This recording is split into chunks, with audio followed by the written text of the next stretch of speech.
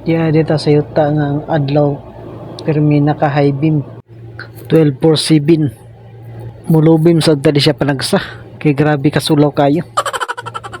Aw, maing buntag mga kapwa. Dire ko napita din nag-deliver sa akong gisadline nga yuta. Dire mi nagdam sa duha ka load. Kapad nakapaldo gid mi ani sa akong kauban nga nipal. Kay human naman migdam. Aw, pauli na mi. Para di tingala si Foreman nga nung dugay mi nakabalik na sekreto ra nato ni ay mo pagsaba. Paspas ang palaga ng kauban nga nipala na mura siya gikukod. Wala na may karga. Gana kay yang dump truck. Ako ani sunod-sunod ra ko ani niya.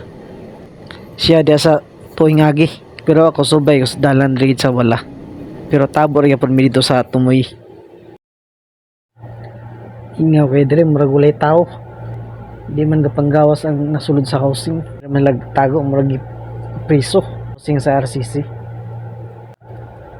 Pamilya rin ang muyuan ni dire. Kato mga manager, supervisor, engineer. Kami mga ultima dito kita kami sa building.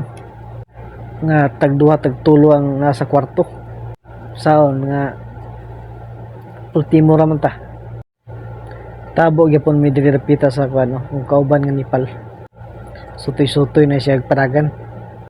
Na masayro pa siya daw. Puro na sa planta na yung pasayro. Paggawas na tana, padulang na tana sa kuan security. Kanang mga building dia, mga dia mo kan kampo. Dia mi.